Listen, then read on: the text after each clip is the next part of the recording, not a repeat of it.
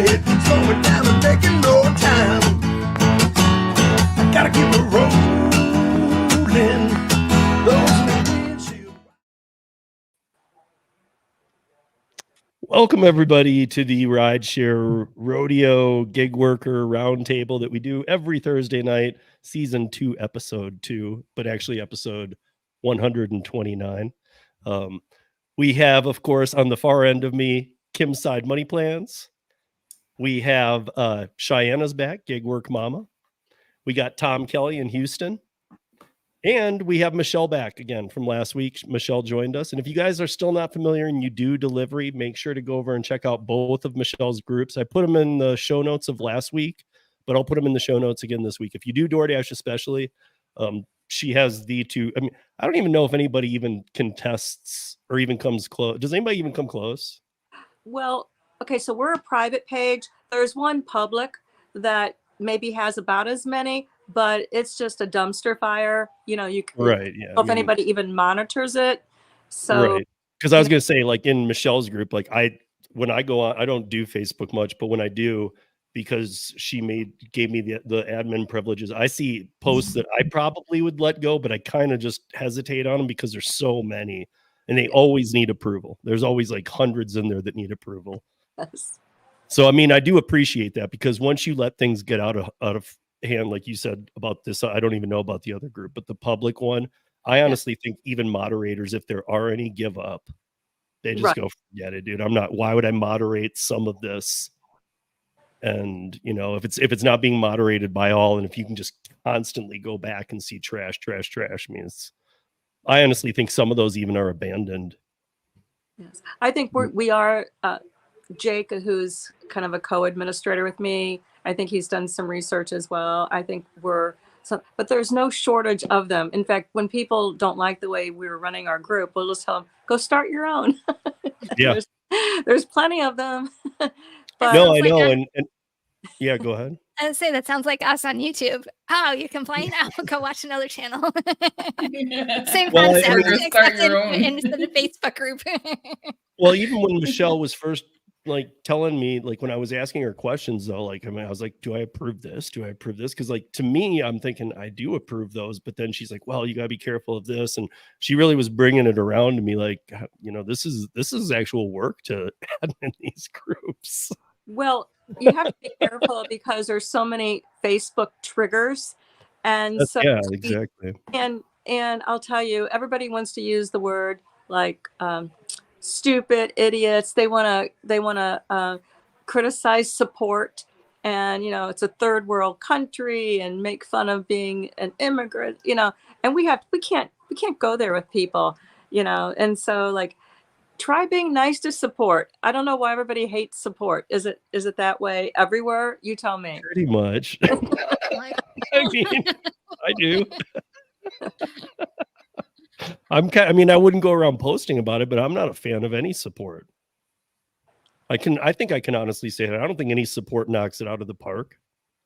Anytime or even does what I would call a great job and leaves me satisfied with an answer after communicating with them. I think it depends on the employee. 8-9 people up if there ever is a resolution that I would be happy with. No, but anytime I've had some nice employees. No, but anytime I hear roosters in the background, I have a hard time like concentrating on what I need to talk to the support associate about. I remember like one time a year ago, I was in the middle of telling this lady what was wrong, and I'm like, is that roosters in the background? And she goes, yes, there is. And I'm like, oh, okay. See, if support agents are smart and they've ever caught this, us talking about this, they have like a recording of a rooster. Right. Yeah. So they're just pressing play, like, okay, just play the rooster and the cow. And like seriously though, like how unprofessional is that? Like you're dealing with a problem and you're cock-a-doodle-doo in the background and you're like, what the heck is going on? That might be in their house. Even. It might.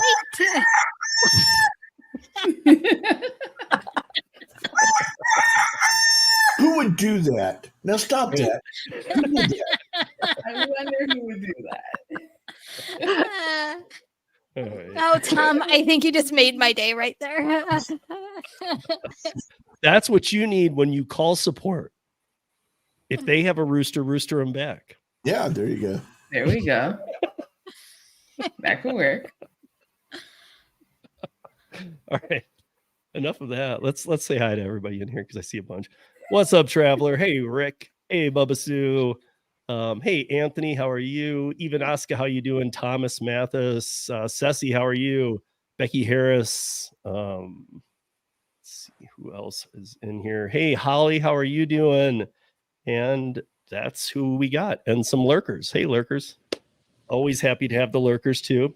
And Twitter. Sorry, you're not even seeing this because Twitter pulled some BS we were talking about backstage with StreamYard. We're going to need to get to the bottom of that because, the solution doesn't really work for me. Though, put real bluntly, in case you're over here from Twitter and you normally do watch us on Twitter, because we were starting to get a good growth too. I was telling Kim on her Tuesday night, I watch it from Twitter, her Tuesday night live, and I was telling her she had 15, 16, 17 people in there sometimes. Well, not anymore. Now you have to buy that Twitter Blue check mark to be able to stream to Twitter. So I thought the Twitter Blue check mark literally just meant you can write very long tweets because it doesn't edit them. So you're not character limited. You can write a whole, this is why a lot of writers love it. I knew it gave you the ability to go to Twitter Spaces, which is their version of a live, but it's so much different and interactive on Twitter Spaces that I don't see why they took away the ability for StreamYard to be able to stream to Twitter. That doesn't make any sense. To me, I feel They like want it's people to. Sorry, Cheyenne, go ahead. No, I was saying they want people to be able to. They want that extra stream of income, right? So now everyone that wants to stream, if it's worth it for them, then they're gonna go get Twitter Blue. Yeah, but at the so Twitter Blue does give you much better features. My thought has always been like, of course they allow it on this level because it's like the entry level and it's keeping an audience on Twitter. So I mean, you would think they would want to have like this entry level thing that allows me to stream and keep people engaged. Yeah, everyone's trying to see different ways that they can bring people in. You know, all these platforms are coming out with subscriptions. They're all coming out with like so many different ways that people will pay to be able to access these new features. This is just the next thing. StreamYard, you've been warned. I will be seeing you at Podcast Movement in DC, and I am coming to your booth first, and we are going to have a long discussion about the pricing and what you guys took away when you sold StreamYard, because you took away some admin privileges, you took away some other things on all of the different tiers, but what you didn't change was the pricing. You took things away, but you didn't change the pricing. So we're gonna have to have a talk about some things. So just be warned, because I know some of the people there are very informed. Some of them are newbies, and I've been to a couple podcast movements and I've had both. And newbies usually get scared when I come up because I have a lot of questions. So what's up, Gigwise? What's up, Caleb? What's up, Dashing Maverick or Goose? And everybody else that is joining us. By the way, if you guys don't know who Dashing Maverick is, or you never watched his things, he got me once, and I'm going to real quickly explain this and then we're moving on. But he is Dashing Maverick. He's in Texas, but he's also Goose, and he has these two channels, and I didn't know that he was the same person. So I got into a stream of Dashing Mavericks, and it was very strange because everybody in the chat even was going along with this. And he was like, wait, what do you mean Goose is at my house? My kids are there alone. And I was going, what the hell are you? Get over there and save your kids. Like I was like losing my mind because I'm going, what are you doing? And it's like his alter ego. It's him. But it took this whole, it took me days to figure this out. And two different channels? Yeah. So but he was saying how he had this whole story about how this Goose was this homeless dude who follows him around, and I was like a stalker, and he's like, yes, he's a stalker. He's absolutely a stalker. And he's like, oh, he's at my house right now looking at my kids through the window. I'm like, dude, go home. What are you doing on a live stream? And so they still didn't tell me. They let this go on for days. And then in a comment, he just replied with, "Oh no, you should go watch this one video. You'll get it all." That's funny. But it's That's like funny. Goose and Maverick from like Top Gun type of thing. See, That was funny.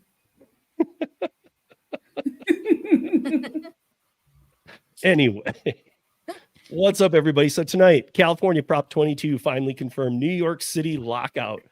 Single sauce packets, not tipping backfires, and more tonight on the roundtable. So let's go with the first one because the first one's a big one. Huge.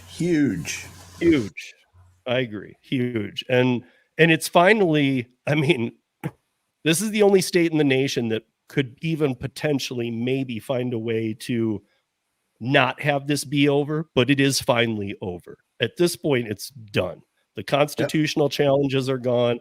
Everything's gone. Everything's done. Like, if you guys aren't aware of Prop 22, there were like 3 different groups. There weren't 2. There wasn't a group fighting for it and a group against it. There was also a group who approved it, but thought we're not getting what we really want out of it. So we're going to be this subgroup. And they sued the California Constitution saying that, or the companies saying that they weren't following the California Constitution. So there's been like 5-6 court cases going on around Prop 22 since it hatched. The big problem is that 60% of the California people vote on this proposition, but now they call it the corporate proposition. And they made, even the wording makes it sound like, well, it's only in law because the corporates made. No, it's not. It was voted on. And 60% of California, a state that normally would not vote for corporate-backed initiatives, did vote for this. So how you take it out of their hands, I don't know. The constitutional challenge is over, and finally the ballot measure stands. You in California are independent contractors. I know that many people were hoping that this would be overturned. Also, the overturning of this for those that do the deeper dive, like I've done with many people, would have meant the end of AB 5. Because if this got overturned, there would have been a whole argument there too. But AB 5 people still suffer. There's still 608 careers livelihoods, whatever you want to call it, self-employment, ended because of AB 5. So Prop 22 was the exemption for gig workers. It now stands in California. And I also have to, I mean, Tom said huge. Tom and I have been talking about this for a long time. I know Kim has too. We all have. But I mean, they literally would. Can you imagine the issue they would have had if they would have said, okay, because first of all, the companies might have left. But even if they had stayed, if they had said, okay, you're all employees now, because we don't need to go too far down this rabbit hole. We all know this. But can you imagine the illegal accounts that immediately would have been like, excuse me, I'm not working legally on this? Because that would have been a whole nother problem for California. And to be honest, they can't afford that right now. So this is Kim Cavan's post from today. Prop 22 is upheld. Uber and Lyft can keep classifying California drivers as independent contractors after the state's top court, which I also find funny, just because California and top court they don't go together. But anyway, said a company-backed law passed by voters doesn't wrongfully curtail the legislator's power over worker protections. I don't know, Tom, you got any insights on this? Because the group, by the way, that's been fighting it still is the SEIU, which is the let's get it right, because there's 2 SEIUs in this country. This is the gig worker one, right? This is the Service Employees International Union. Right. And they've been saying that so last year to the appeals court, they said that, Prop 22 improperly limited the legislators' exclusive power to regulate the state's worker compensation law.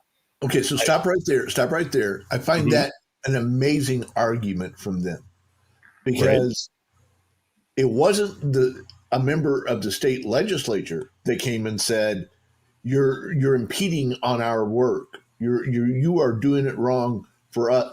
It was somebody who they just grabbed something that they thought would work, and it didn't work.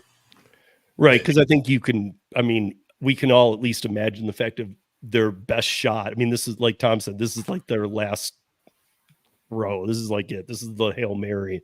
And the best idea they had was to go after the workers' comp, because they figured maybe we can get some like people behind us on that one. Hey, that's what I think. I think they were doing this simply to get some of the state legislature to say, yes, that's it. You stepped on my toes. You know, this is a division of powers, separation of powers argument that was a ridiculous argument. Yeah, I agree. But I am glad to see it finally over. At the end, it is a weird. So there's a few articles out. I mean, there's tons of them out on this today, obviously. But the one I'm looking at from Reuters at the end is in the last two paragraphs. It talks about Minnesota and then it talks about Massachusetts. And I'm just going to read these because they're very short. Yeah. But it talks about this relating. The whole article says in two spots it says gig workers, but in most of it it keeps talking about rideshare. And Prop 22 is not a rideshare bill. It's a gig worker bill for everybody. In fact, all the delivery people were the ones that they weren't even thought of when it was put in place because the pandemic wasn't even known when they made this law. So it hadn't started. Nothing was going on. It went into effect in January 2020. We didn't even know about the pandemic till March. And then, so, I mean, they didn't know that all these would fall under it, but they keep talking about it like it's rideshare and here's what it means. But really, it's all the others that actually collect from it. But moving on to the other states, it says Minnesota lawmakers passed a measure in May that would set a minimum wage of $1.28 per mile and 31 cents per minute for gig drivers, replacing a higher minimum adopted by Minneapolis that spurred Uber and Lyft to threaten to cease operating in the city. And in June, we know this, Uber and Lyft agreed to adopt a $32.50 hourly minimum wage for drivers in Massachusetts and pay $175 million. And you guys, for those of you that think that that's a drop in the bucket for Uber, it's not. That's a lot of money, even for them, when they have to come up with a cash cow like that.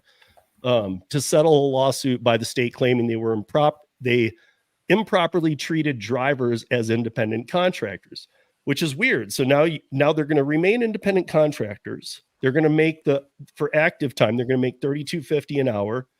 And they had to pay $175 million for wrongfully classifying the drivers as independent contractors, which they are still classified as.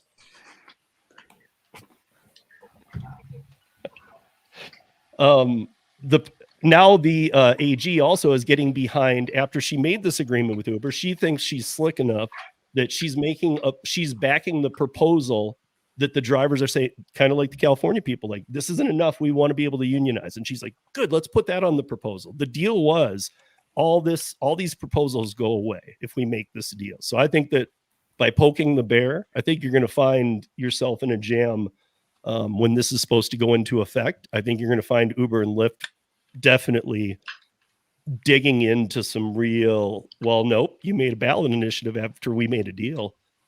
So I wouldn't count on it happening. And if it does happen, guys, we have seen this enough times. It's not like once or twice now. Don't count on that being your hourly pay. Right. In fact, tonight we'll be talking about driver lockouts at a point. And to be honest, these kind of things are killing drivers. So $32.50 is never going to be what you make. And the Boston drivers I know who drive in the city make way more than that.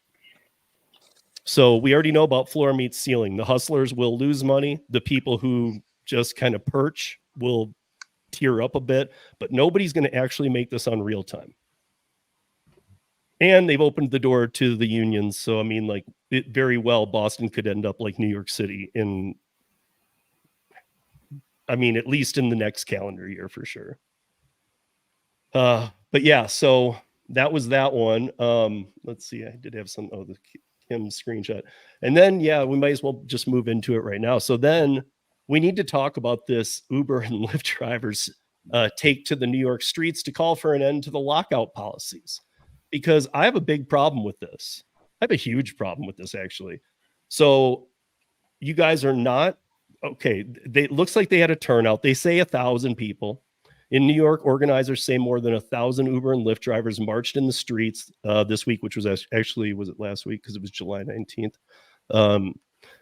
To protest the company's unfair pay rules, Uber has started locking workers out of the app during low demand periods in order to avoid paying them for idle time between rides. Lyft is threatening to do the same. Workers say this not only costs them wages, but makes it impossible to have a reliable work schedule.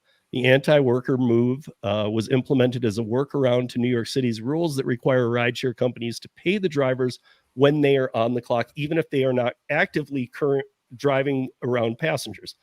So here's my problem with this. This all started off as active time, and now it's moved to when you are on, you're getting paid. That is employment. That isn't even beating around the bush. That's a W-2 employment job. Yeah. Yeah. I mean, you can just clock on. I mean, so here's my thing. You guys are you guys wanted this crazy way of doing things. You pushed, you got it. And of course it'll get modified over time. But this is I would tell every city to watch out for this this is what happens when you regulate the space. You're going to have this crap happen because now all these people are saying, well, I used to just be able to turn it on. Now I can't. Now I got to schedule blocks.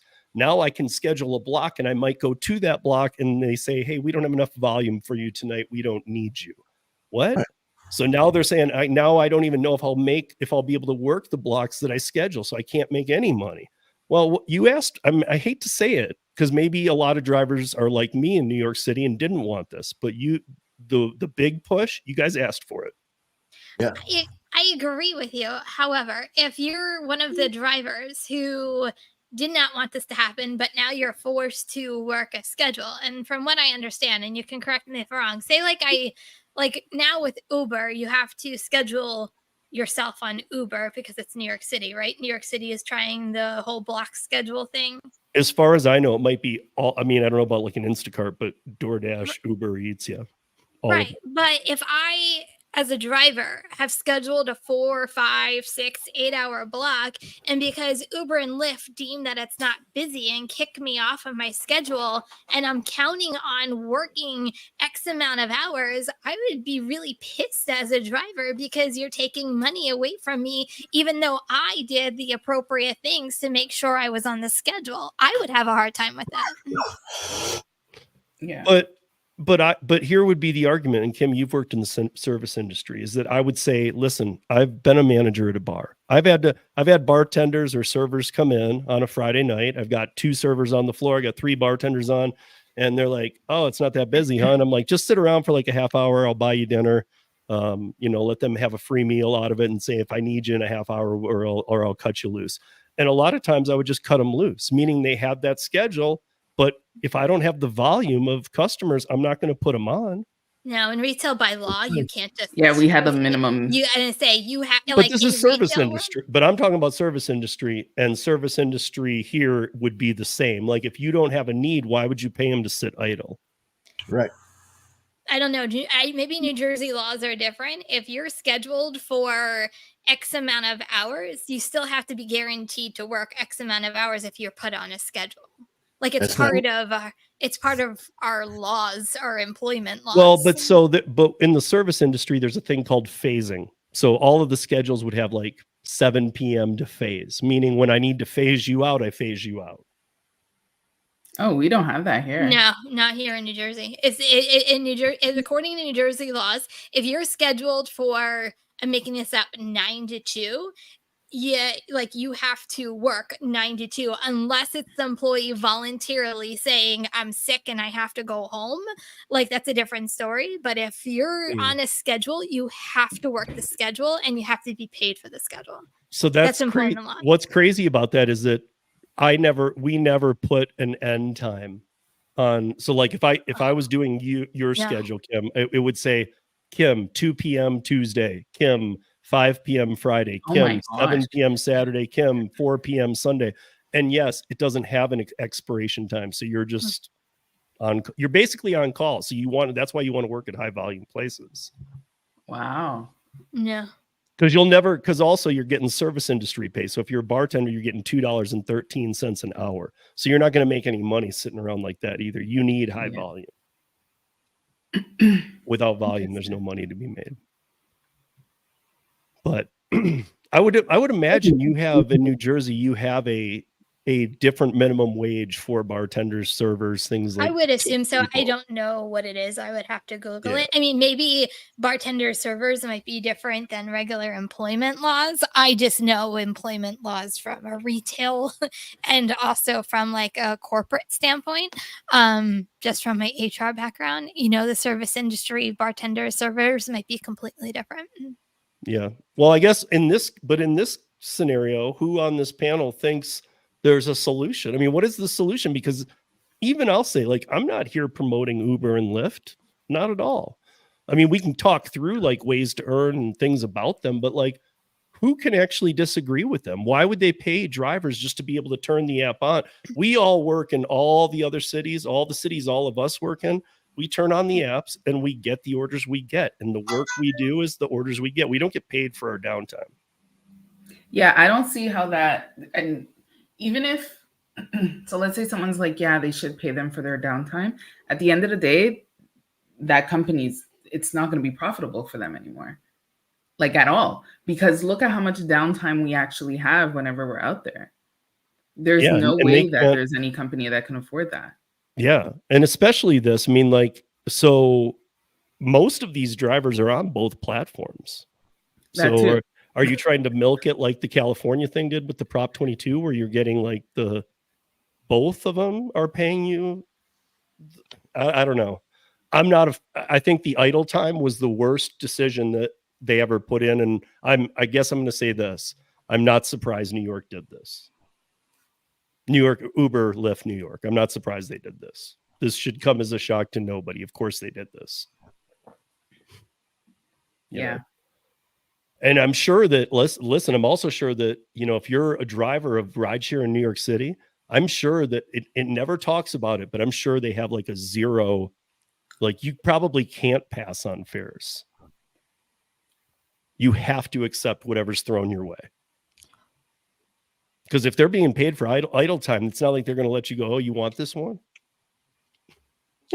Oh, yeah, that's true. Because otherwise you're paying them the minimum wage anyway. So my guess is it's kind of like DoorDash earned by time, where it's like you get one. Employee. Like if that's the case, exactly. you really are an employee. Like they're telling you where to go, who to pick up, what hours to work, what hours not to work. Like, yeah, you're an employee. You're not like there's no such thing as an independent contractor at that point, because you're at the beck and call of whatever company it is.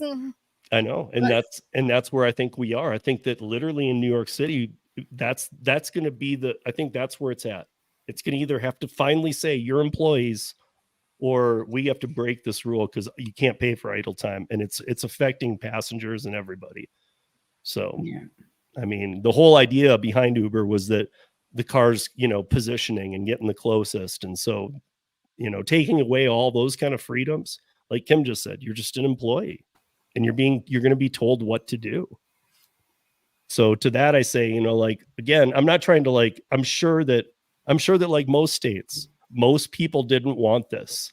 However, their voices were not made heard, and the people who did want this were heard.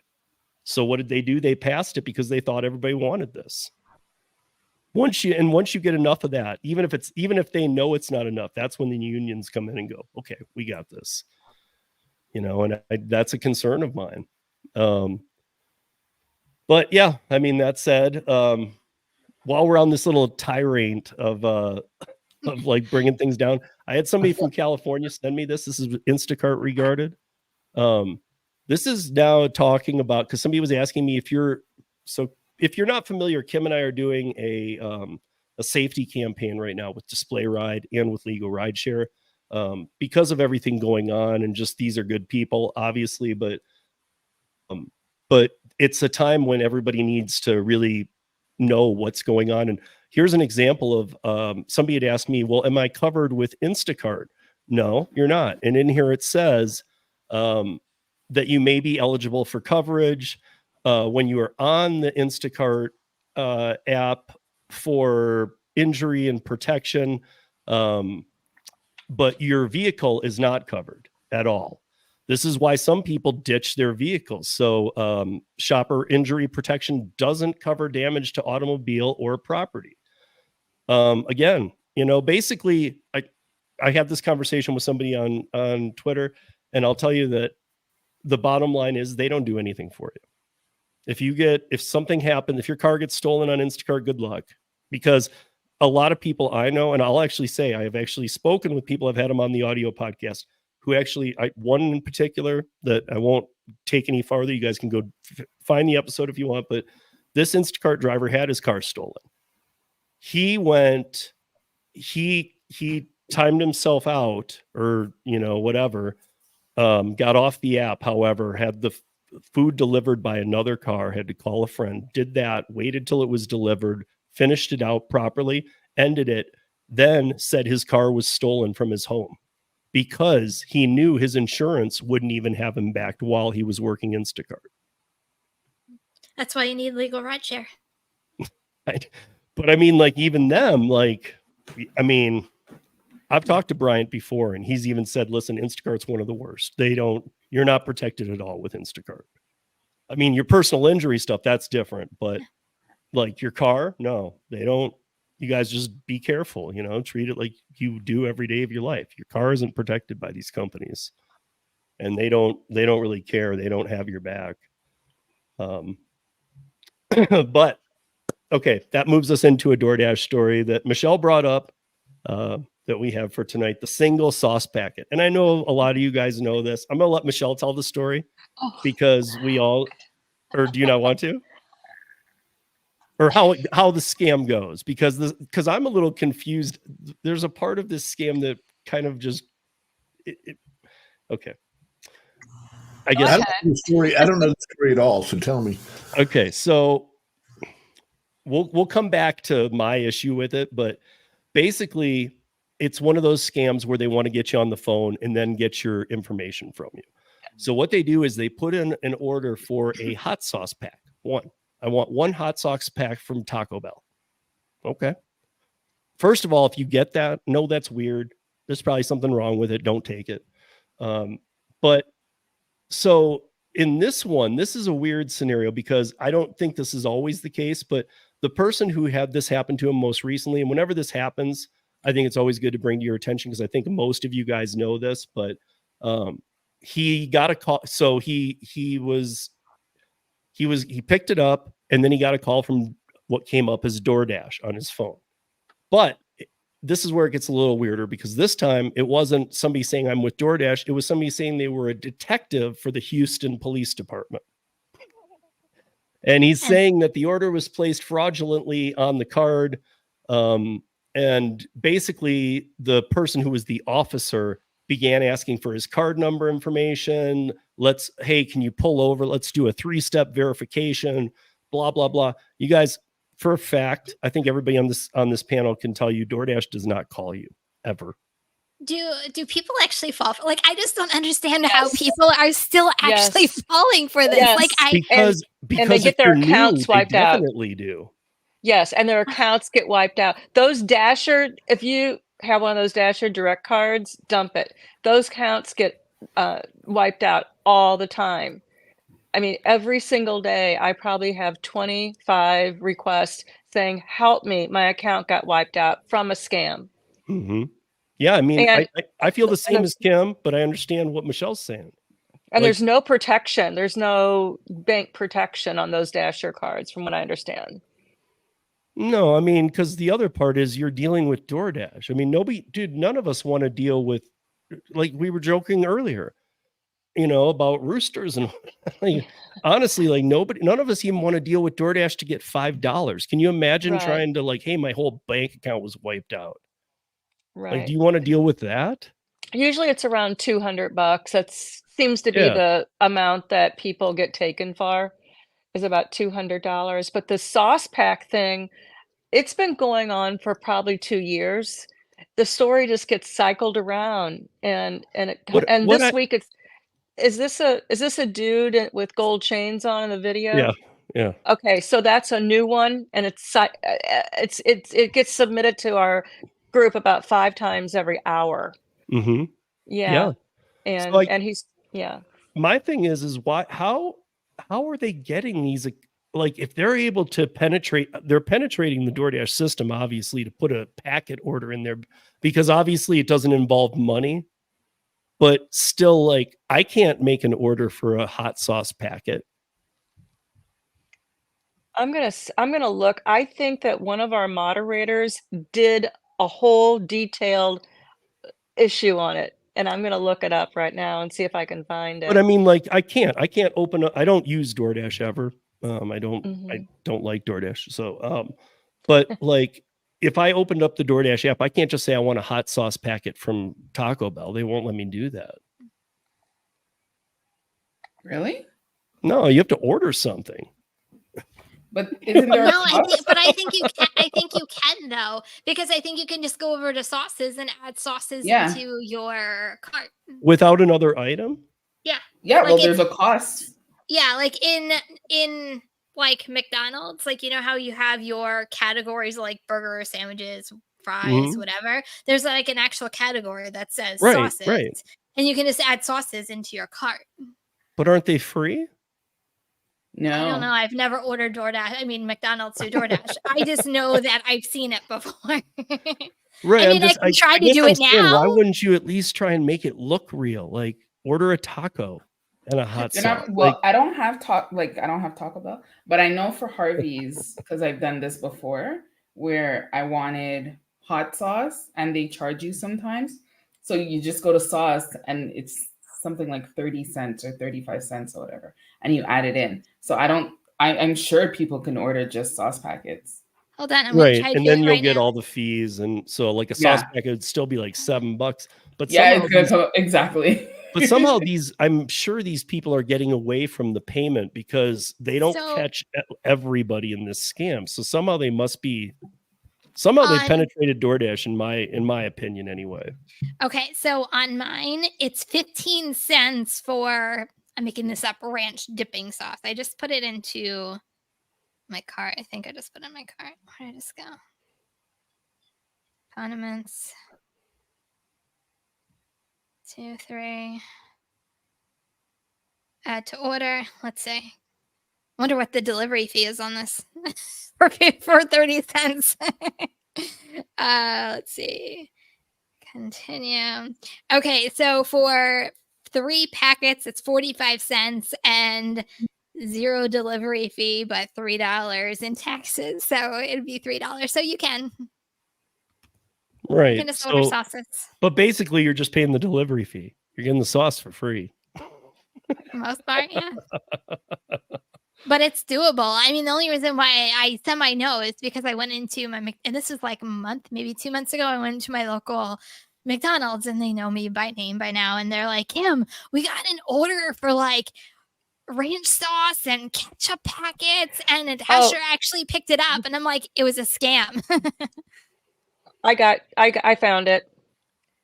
So before Michelle tells us this, Ellen says that she had a single sauce packet delivery, was afraid it was a scam, but she delivered it and got a tip.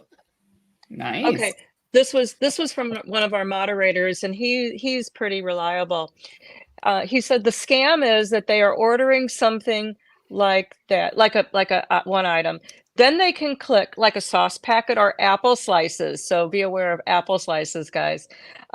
Then they call you by clicking on Call My Dasher button. Then they claim to be with Dasher support and use a variant of this order isn't legit. Since they know the customer's name, the order is from, and what the order was, many drivers think this is actually support. The scammer then asks you to verify your phone number so they can process a payment to you for the hassle. When you give them your phone number, then they then ask you for a verification code that is texted to you. If you've given them all this info, they can now access your Dasher account, which is what they're going for, because they've requested a password reset, and the verification code is to prove that they have access to your phone. Then they can change the phone number, email, and bank information for your account. Yeah. Wow. Again, guys, I would never give any information out. Look, on Bud Soda says that they contact him a lot. Okay, that's one example. They've never called me. If they did, I would. I'm trying to just give any kind of like maybe what I would do, and you guys can do what you want. But I would say, can you email that to me? Can we keep this more professional? I've Yeah. heard of these scams, The things very- like That is the that. scam. That's Right, the but I mean, I would scam. say that to the scammer. I've heard of That's the scams like this. scam. So I'd like That's to. how, yeah, I'd that's like you how to you lose email your me, account please. Yeah. as well. And that's how all these accounts are getting because people fall for it. Because I can tell you that if you tell a Dasher, hey, I'm going to give you a few bucks, they're going to do anything they can. I can't believe what people will do for $2 and $3. It bewilders me. I'm dumbfounded by it. Yeah. And I as have far a as they'll go to get in $2 or $3. not in Kim's live, but in my live tonight, I have in the YouTube, I have a poll up that says, would you enter somebody's house doing DoorDash?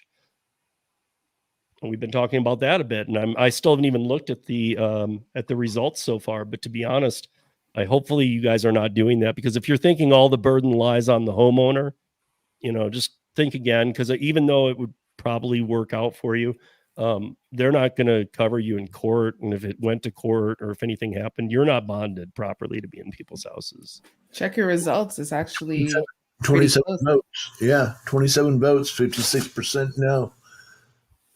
So, but that's pretty close, though. That's very close. It's close, yeah. That's- Well, there's a lot of That's people doing scary. it. That's so scary. I would mean, never- Kim, have you seen these? I know you talked about it. Have you? I haven't seen them. It's not in my market. I was just, the reason why I was talking about it, because someone actually sent it to me.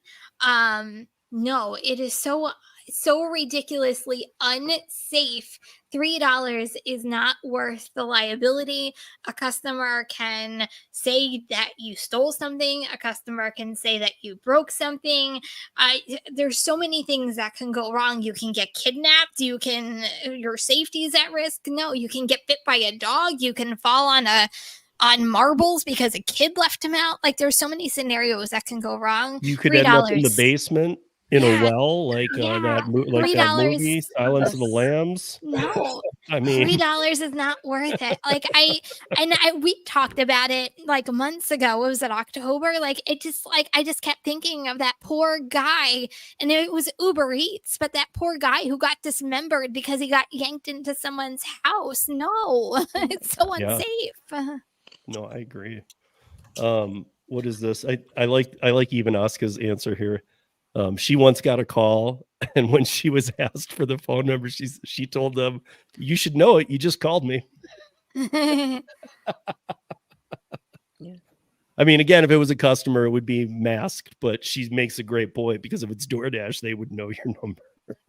I would tell them it's 867-5309. Right. I would just be like 555 555 5555. Exactly. See, my mom is a real important woman. I guess you already know that. Now he places the lotion in the basket. Yeah, exactly. That's where you don't want to be. That's absolutely where you don't want to be.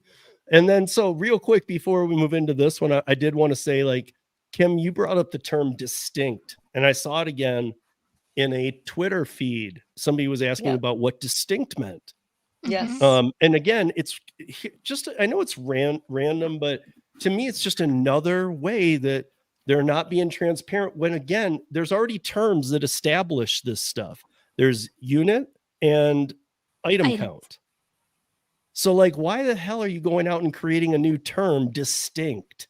That Because they want to clearly, be like, unique, and they want to be DoorDash, and they want to confuse drivers. So when they look at it, like, when because I've just done my own research on it, and this is what I've deducted. I don't have any concrete information, but, like, when you actually go, it says, I'm making this up, 10 distinct items. So when you go, you only have 30 seconds to make a choice. You're like, oh, 10 items, that's not bad. I'll shop the 10 items. But when you go in, it's now like 22 items, because they're saying, well, there's 10 distinct items, but yet there's 22 units altogether. So they're not using the terminology that we're all used to on all the other platforms. And you think it's one way and it's not. But if you have time, 35 seconds isn't a lot. You can hit the arrow and you can see all the items you're shopping for. And sometimes DoorDash drivers don't know that you can go in and see it right on the offer screen. Yeah, it's like I had somebody asking me, and I don't know why they're asking me because I barely do it, but I did notice it's back. You can now touch the house again and see the address. Yes.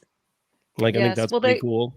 they were testing Bing Maps, and when they were using the Bing Maps, you couldn't see it for whatever reason. Yeah. Yeah. Because so I mean that was a that's back big in there deal. too.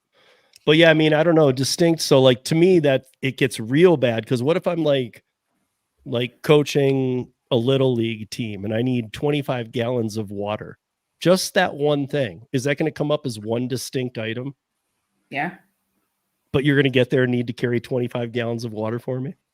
Well, that's what I'm saying. Like, you have to, unless you like are inquisitive. Like, I'm always inquisitive. I'm like, what is DoorDash doing now? So like, I just start hitting things, and that's how I'm like, oh, you can actually see what the items are. So I think DoorDash thought that they were doing a good thing. They're like, oh, they can see all the items on the offer screen.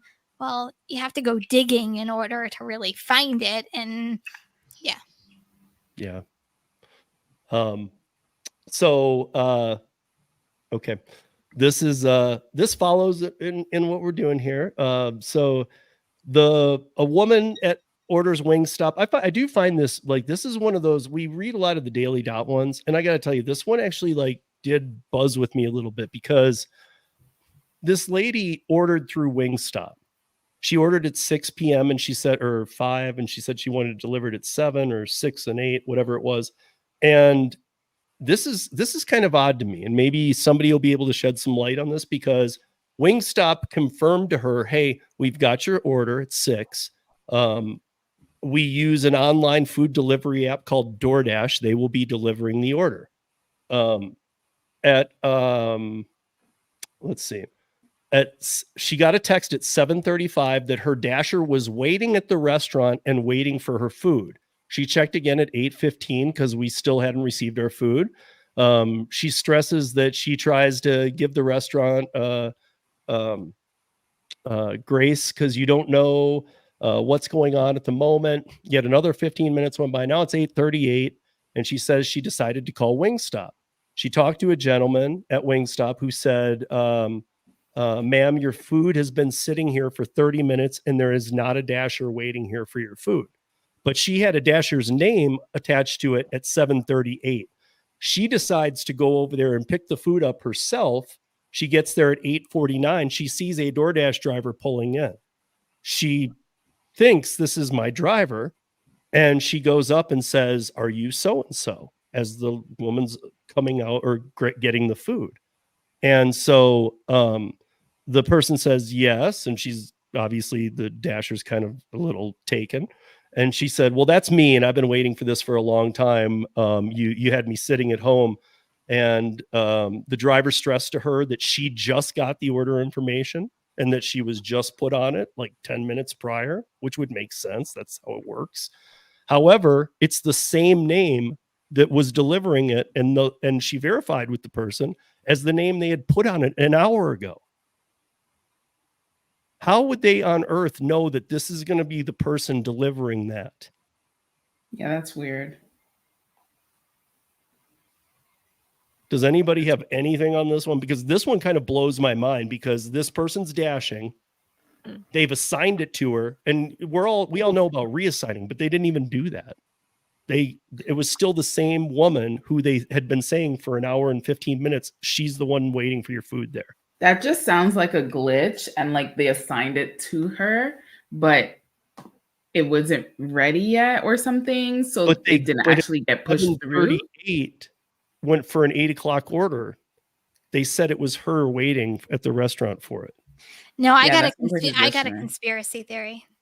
So what happens if there's something like Walmart Spark going on the DoorDash app, where you get a whole bunch of drivers who take the orders. Someone kind of stands there to hold the order, saying that they're just at the restaurant, and then the actual driver comes in to go grab the order. So they might have just come in, but they're trying to grab as many of the orders as possible to flood markets. I hear what you're saying. I guess I don't read this one as that way.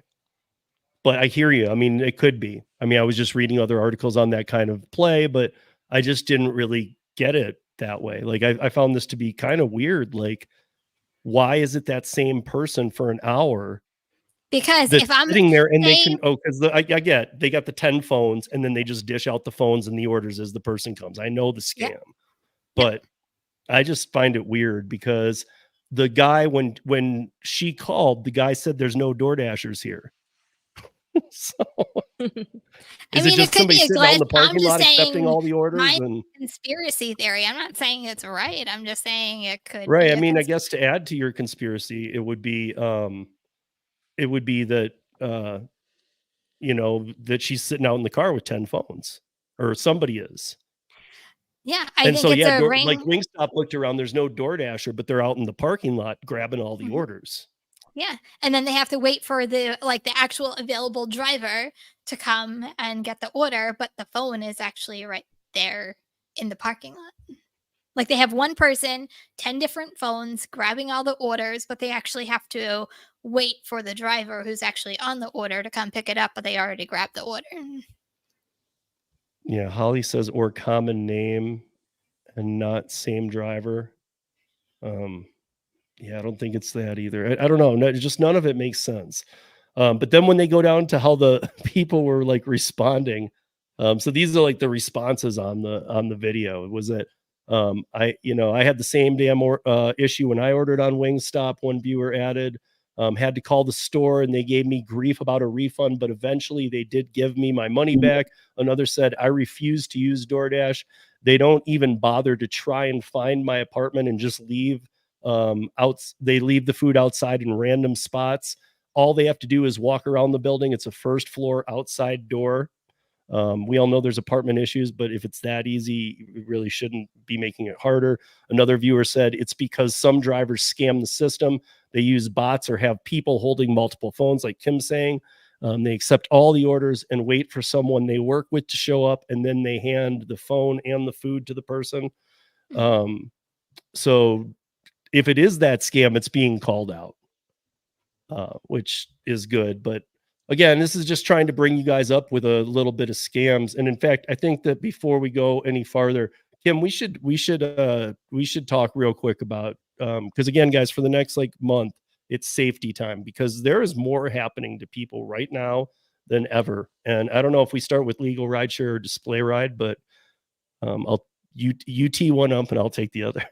Okay, well, I'll start with legal rideshare. So, guys, I think we both have been putting this up all week. Like every driver should have their number, and legalrideshare.com. I don't know their number off the top of my head, but it'll be in the description of this live as well. But everybody should have it programmed into their phone. They are literally lawyers specializing in gig workers, rideshare, and even food delivery. So if you're in an accident, personal injury, they are there, and call them first because they can, the free consultation first of all, but they can direct you in the appropriate way.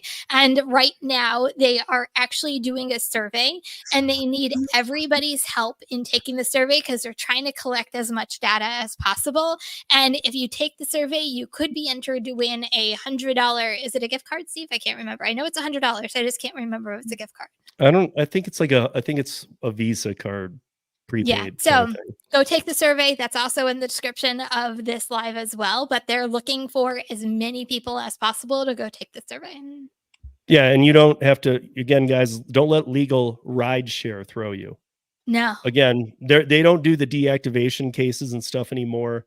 There's a reason for that because they were coming in by the millions, but they do help guide you to the right people, or things that you should be pursuing in such cases. But if you are hurt, if you hurt somebody, if you're at fault, even, you actually want to call them. They know gig law the best.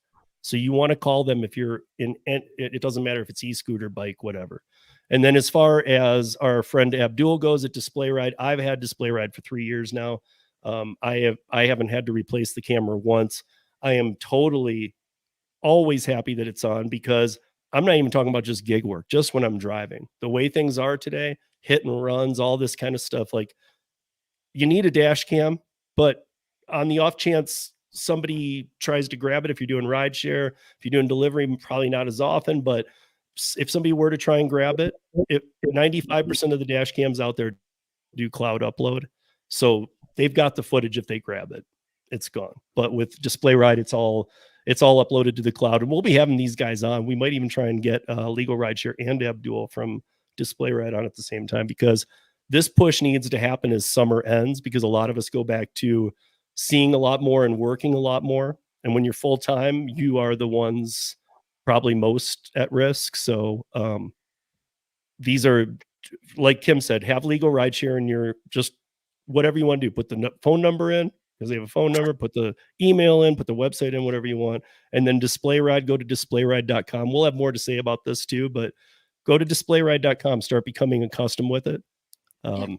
And get on board and put in rodeo. It lets them know that Kim and I sent you their way. But even if you forget to put in rodeo, go there and get a camera. So that's how much, like, I don't even care. We don't even care if that's what it comes to and you forget the thing, but you will lose the discount, and that's something you probably want. I feel like a lot of times, like, people think a lot of this is just for rideshare. Like, I don't do rideshare, but I have the Display Ride dash cam because I think it's so important. Like, it literally videos every one of my drop-offs, especially if I go into someone's driveway. Like, I feel so much safer having it, but it's not just for rideshare. Both of these, they're for all type of gig apps out there. So go check them out. And also don't forget our reaction tomorrow. What time are we releasing it? I can't remember. We do it live at, I forget, 6:30. 6. Or wait, no, I'm doing my time. Wait, is it 6:30 maybe? I don't know. You guys will, I think it's 6:30 is what we did, because they run 20 minutes and we do it in 30. So I was trying to tee us up to the top of an hour on a Friday. So yeah. But yeah, we'll see about that. So and what time that goes. But yeah, I mean, speaking of what's going on there, real quick, there was a grandparent scam. I won't get into how far this goes, but somebody used a rideshare driver to deliver $20,000 cash. Took it from a Hialeah couple, elderly couple that lives in Southwest Miami in Hialeah. And they were told, they got a call and were told to call an attorney. The elderly couple called the attorney and said that their grandson had been arrested and they need $18,500 cash put into boxes. And they're going to send a rideshare driver. I mean, the whole thing would sound sketchy to most of us.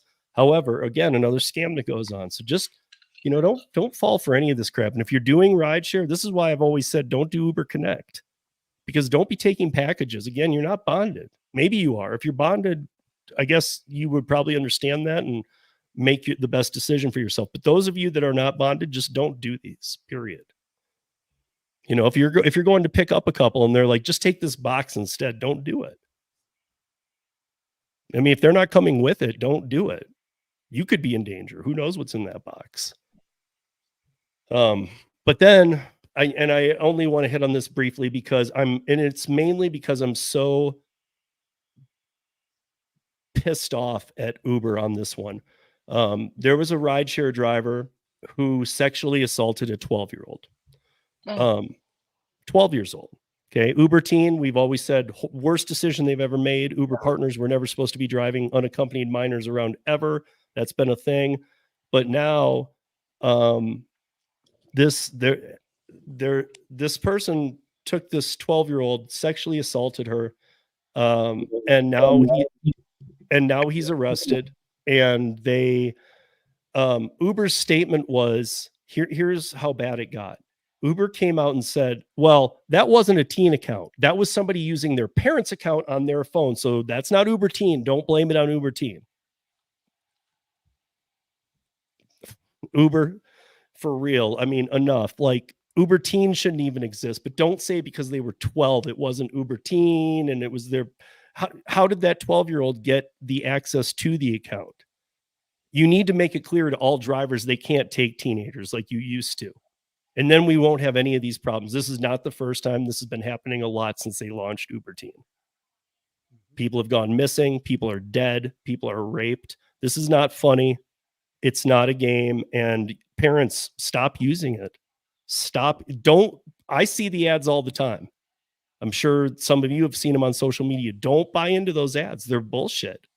I'm going to call it what it is. I mean, it's bullshit. You are not. And again, you're in one of those positions. You're not protected. Nope. You know, I mean, your insurance is going to run, not walk. They're going to run from you. You're toxic as hell to them. They're going to say, be like, what were you doing taking a minor? And so, and even if the trip goes well, let's say you take a minor from A to B, drop them off. What if they later do claim that you sexually assaulted them and you didn't? Again, I just avoid it, you know? And if you see the Uber Teen account pop up, you can turn that feature off in your Uber, just turn it off. But if you see somebody that is a teenage, looks teenage age, just always ask for ID. You know, that is your right as an independent contractor. I need to see your ID to get into the car. Just make sure they're 18. That's how easy it is. So let's see, what else do we got here tonight? So I did have a story, but it seems so pale by comparison. But this there was a funny part to it. So there's this girl who decided that she's not going to tip on DoorDash anymore. She's like, I'm done. I'm tip fatigued. I'm done. I'm not going to do this. I'm going to try this. And the DoorDasher left her food like in a hidden spot and like left her some crumbs of like how to find it. But here's the worst part. She ordered raw salmon. Oh God. Hold on, because it gets better. The driver hides the food and puts it in the sun. And so she spent like 25 minutes looking for it. When she found it, the salmon was cooked. Oh God. Ew. So she now says she will never not tip again. She apologized. So do you non-tippers? It is a thing. It is a thing. If you're wondering why you don't get your food, it's because even if you're tip fatigued, understand drivers don't get paid enough without the tip to even look at the order. Drivers just don't take the order. Like I never understand this. Like, just don't take the order. Like, no one's forcing you to take that order. Don't take the order. Right. Yeah, but it might go back to like what you were saying, Kim, about somebody having 10 phones. And then just, so you take this one, you take this one, you take. I'm just saying those people are taking every order. They're not even looking. But do they even? Or maybe someone's trying to go for one of the tiers. Do they even care if that there are no tip? They're just taking orders. So do they even care? Right. They're trying to monopolize it. They're trying to make it so there are no orders because they've got them all. I know, but that's my point. Like, they're just taking orders. So do they really care? That's my point. Like, they're just taking all the orders. They don't really care. To me, this is a very vindictive person who did this. Yeah. Or it's someone that's trying to go for like a tier or something. And then when they close off the order, they're like, what? No tip.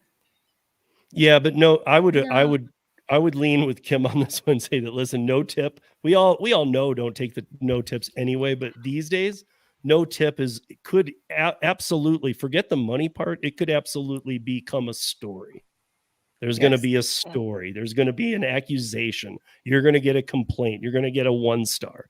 So not only are you taking a no tip order, you're really risking, I think, your account even.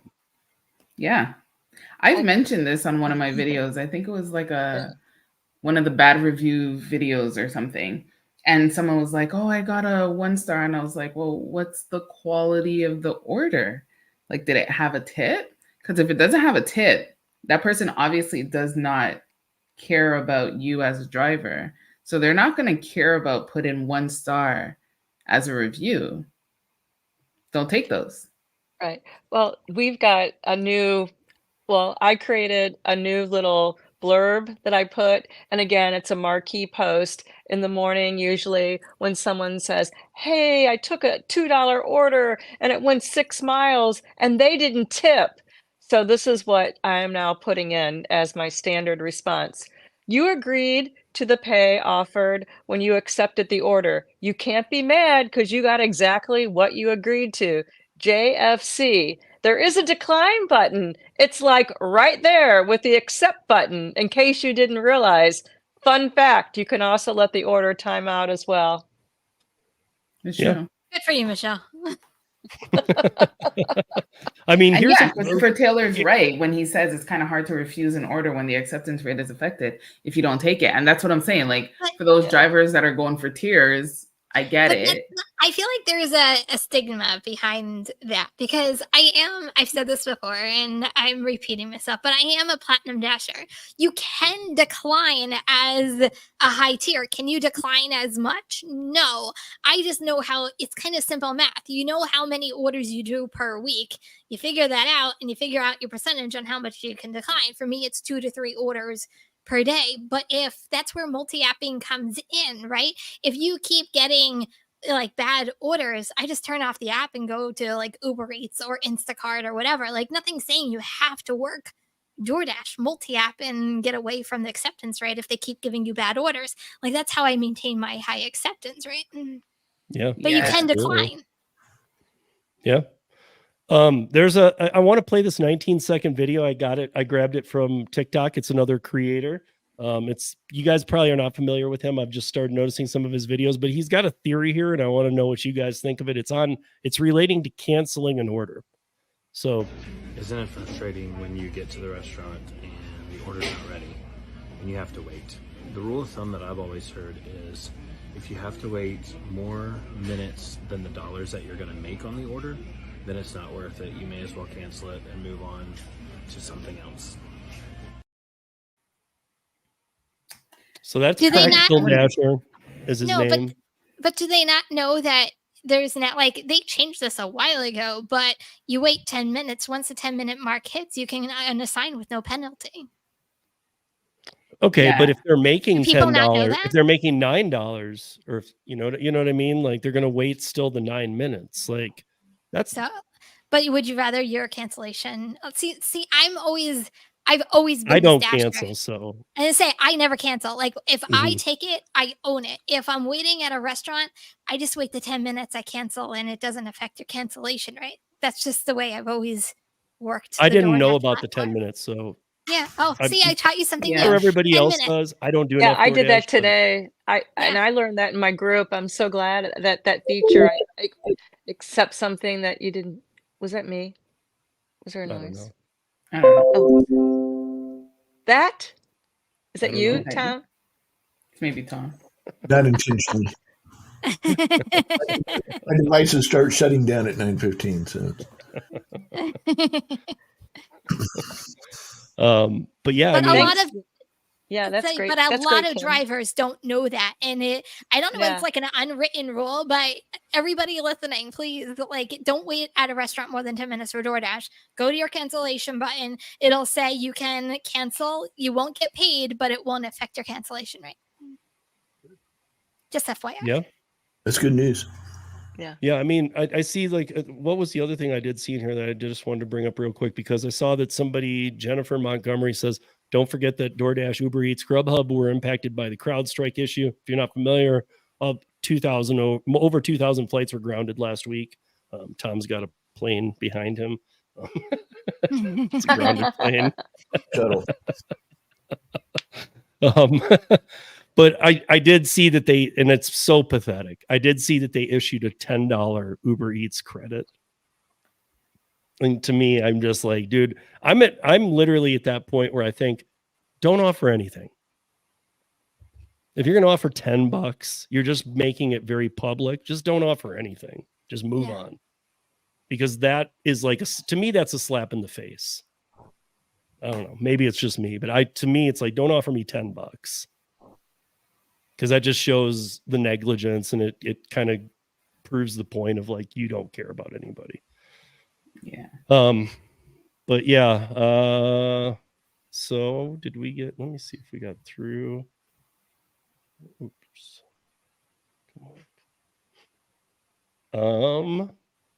So the only other one that I had, I mean, again, real quickly, I'll just say this about this, and then we have one last thing I wanted to mention, but Black Wolf Rideshare. We knew about these guys. They are the armed rideshare drivers. They are the ones that, you know, every one of them's armed. If you guys don't know Jeff, his handle used to be Uber Jeep AZ. It's now at Mike Drop Barbecue. Jeff is worth watching. He's got some great information he puts out. I was on one of his lives and I'm like, what do you think about Black Wolf coming? He goes, I think it's stupid because we're all already armed here in Arizona. In Texas, you know what I'm saying? He's like, so you're going to pay more for Black Wolf, but he goes, 99% your Uber Lyft driver already has a gun. So yeah. Now they're facing regulatory things and they are having troubles getting into Arizona. However, they did just get approved to go into Chicago. I am blown away by this. Weren't you Like talking... Black Wolf in Chicago, where they're already having shootouts as it is. Now you're gonna like that one surprised me. Yeah, but weren't you talking to the CEO or something of Black Wolf like months ago? Yeah, like, yeah. Well, about a year ago, yeah. Yeah. When they launched in Atlanta. Was he on the podcast? I can't remember. No. We were just communicating. I was trying to get him on. So I don't know if we could ever get him on here, but I'm sure we could do a piece to get him on. He's expanding pretty quick. I mean, he's in other states. These aren't the only ones he's talking about. But the last one I did want to say is that finally I've seen the value in the AI powered shopping cart. This is our last thing for the night. If you've always wondered what the caper cart does, because I have on Instacart, it does nothing. It basically scans the goods and it tells you how much you have in your cart. Okay, great. But they finally implemented something that makes it worthwhile. Now, again, it's going to kill some jobs, but it is now the virtual checkout. So now you can throw all your items in there and you can pay on the caper cart and leave. Yeah. So like for those, I mean, we're all familiar. If you do self-checkout, it can be a real, I don't know how you guys are, but like our grocery stores, like in the evenings, especially, they've started really lowering the amount of people working. So a lot of times there's nobody on a checkout lane. Everything is self-checkout like after 7. Mm-hmm. And it's really it's sad because a lot of times I go grocery shopping, I got a full cart. Those little self-checkouts are not real good with a full cart. No. And it sucks. They finally opened the Amazon Fresh. I wanted it to die down, the newness of it to die down before I went to check it out. But supposedly their technology is kind of just like that. You like scan it. They've been doing that they've been doing that for a few years. Yeah. Right. But now it's got the caper cart used to be that you'd put the items in and then it would say, hey, do you want to make burritos tonight? And it would suggest recipes and what other ingredients you could go find. So it was like promotions. And I was like trying to find the angle. But the new angle is that you throw it all in there. And when you're done, you just can put your credit card in and leave. Pretty cool. I mean, again, it's not technology, but it's something. It's something more than this stupid thing started out to be. They were doing it in phases, I guess. I feel like somebody tripped and fell last week and was like, hey, why don't we allow them to just pay right on the cart? And they're like, great idea. Finally make it worth it to him. But yeah, I think that's all we had for the week. There was a ton of chat going on, you guys. I am really trying to get better about the chat. So starting next week, I will get better about the chat. But you guys are moving so quick sometimes. Like I have like, if you don't know the StreamYard interface that I see, we see banners, brand. And so I'm putting up other things and then I'll look at comments. I'll see like 59 new ones. And I'm like, wait, what? And so I go back. But yeah, we're trying to be way more inclusive. So we're going to stop between sections here moving forward and try and play chat catch up as best we can. Sure, Steve even says. See, now you put pressure on yourself for next week. I said try. He knows you so well. But I do always try. I mean, I'm trying. It's just hard. Wait, so is that true that Target, they're getting rid of their self-checkout? Yes.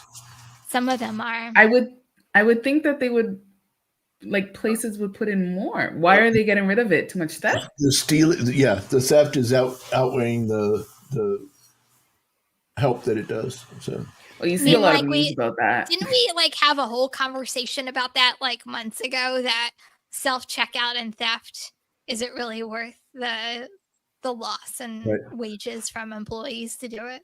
Didn't we have like a whole conversation about that? Yeah, I'm sure we did. I mean, I don't know about you guys, but our self-checkouts, like if you have a problem and you got to alert attendant, I've stood there for 10 minutes before, so they're not watching. They're like not on their game at self-checkout. I don't know. What I will say is my grocery store, the Kroger nearest to me, finally put something in a locked case. We have never had these. I've seen them when I go to Vegas or other things, like the razors will be locked up, right? We were all getting used to these like locked up things, but I was shocked at what was locked up. So there's only one thing locked up so far, and I was shocked, and I'm going, what the hell is going on? Is it baby formula? No, it's laundry detergent. Yes, Tide. Yeah. Tide is huge. So I asked the police officer. We have an armed police officer here in Denver at all the grocery stores. You always have not a security guard, an armed police officer in downtown. What? Yeah.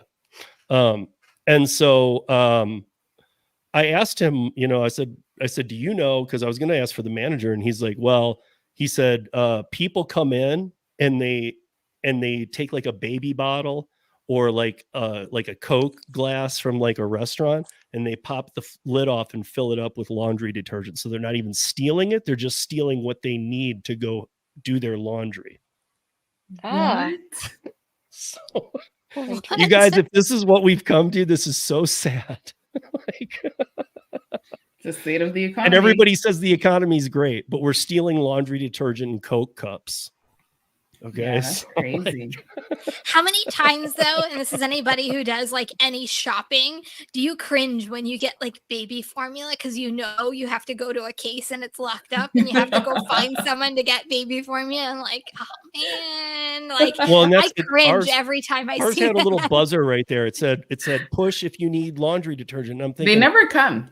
I was gonna say I know how my store works. Good luck, dude. There's never enough employees to do anything. Yeah, so like if I push that, I might as well just like go get a lawn chair out of the other aisle. Yep. And just plop it down and hang out. And I do the annoying thing because I know a lot of stores it goes to like their earphones, and I'll be like, hit the button, hit the button, hit the button. Oh no, you don't, do you? Sometimes if I'm waiting a long time, like if I hit the button and I'm waiting and no one's coming, like I'll hit the button again and I'll wait a little while longer. I'm like, okay, no one's really coming. And I just start hitting the button because I'm like, then someone will come if they get annoyed. So Jennifer Montgomery, no, it's not on I'm not far off Colfax, but it's not on Colfax, but all of the stores here do it. I think you're down in the Springs is what you said, but yeah, no, it's not on Colfax. It's actually on Quebec if you're familiar. So, but it doesn't matter. Any of them downtown do this. I mean, look at the city alone with Walmart shootings. We've had 3 different Walmart locations that have had shootings. So, I mean, for whatever reason, people get aggressive in our grocery stores here. That's crazy. Look, I live in Houston. We have 3 Walmart shootings a day, so that's that's crazy. This is true, Ellen. By the way, the worker will walk by you and say, "Sorry, I don't have a key." That's so true. Yeah, that's the worst. Yeah. Yeah. I mean, I don't know.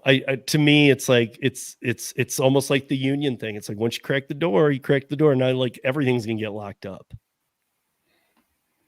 Because here I was, and when I saw it, I went over to the razor aisle because I was like, did they start locking stuff? And they didn't. The razors were all out. But how many times and this is Target now and also Walmart, like people just go off on the people at the door looking at like the receipts. Like how many times do you see that like constantly going into Walmarts and Target? People are like, I'm not showing you anything. And they just keep on walking and they like start yelling at the person after them. And it's like a nightmare. Like does the door person really even deter theft? I don't think it does. Yeah, I don't know. But yet they're not going to complain when you go to Costco. Because Costco, you have to stand in line and give them the receipt over here. I know. I guess maybe because it's Walmart. I don't know. Yeah. Different clientele. Walmart, where everything's like again, $1. we have a Denver police officer at the grocery store, and there are people who still take a cart half full, and it's not paid for, and run. That's crazy. I'm like with the shopping cart. Like, how do you get very far with the shopping cart? You don't. You get into the parking lot, you hope the cop doesn't chase you or the bell doesn't go off. It depends on how fat the cop is. Yeah. I mean, a lot of them, I've even scoped it. A lot of them will wait till like 2 or 3 other people are leaving and then they'll just kind of scoot out. So it's like the bell goes off, but 4 people are leaving. Yeah. The cop always knows which one did it. That's Did you guys hear, and this was a couple of months ago, did you hear that like the Spark driver who she did the scan code at the register and she walked out and like the line of people was like ridiculous. So she kind of just kept walking and like waved at the person at the door with like her phone. So she kept going and she was like literally 2 miles and a cop comes up behind her with the lights flashing. And she's like, what the heck did I do? They thought she stole like the whole entire thing of her Spark shop, but they thought she stole it, but it was actually a shop start. Like she had actually show her phone with the Spark app and everything. And then they had to bring her back to the store. It was like a mess. Wow. Yeah. But they think she was waving like, thank you. Why didn't they stop her then? I guess because she had like a whole line of customers and she just wanted to like go. So, and she thought that the person at the door recognized her because she was there all the time. So she like waved her phone at them saying like, hi. And I think I don't know. The cop literally pulled her over like 2 miles down the road because Walmart called her in as theft. I mean, it's not funny, but it kind of is. Oh my goodness! I mean, Steve, I've got to go, but we all do. Yeah, I'm wrapping us up right now. I know, okay, I know you had to about the hour. I realized we went over, and we are so bad about that, you guys. We're gonna get better, trust me. Season 2. Can I read all the comments, and we're gonna end in an hour. Thank you for having me. I enjoyed it.